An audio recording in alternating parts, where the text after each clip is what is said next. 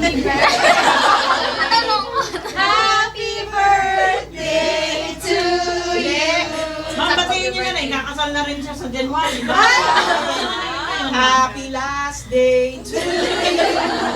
Happy last day to you. Happy last day. Happy last day. Happy last day to you.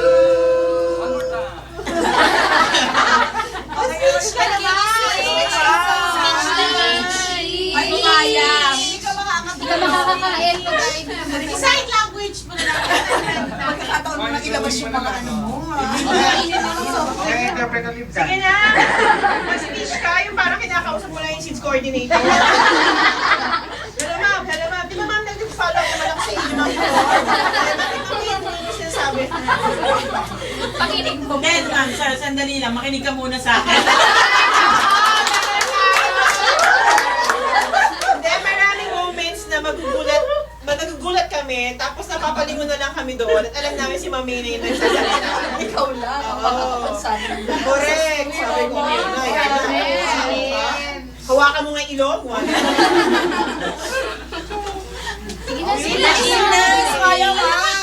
Titigan lang natin to. Mag-speech ka wala naman yung tao. Kaya nga, kaya nag-drown out na. Bilis na. Mamaya na lang. Ay, kakain. Mamaya na lang.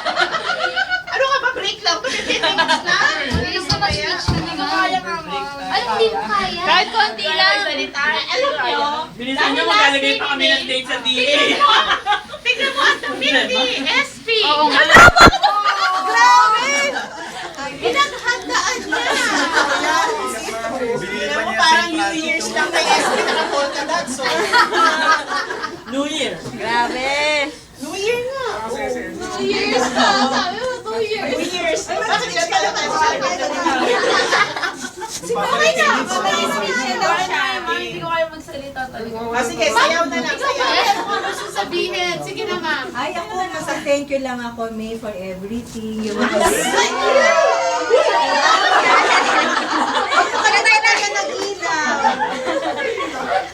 Yun lang, in behalf siguro of the RBU. Salamat na marami.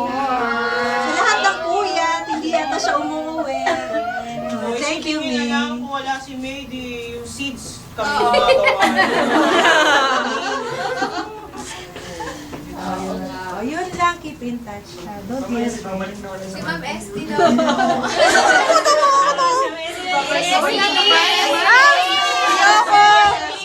Ayoko rin!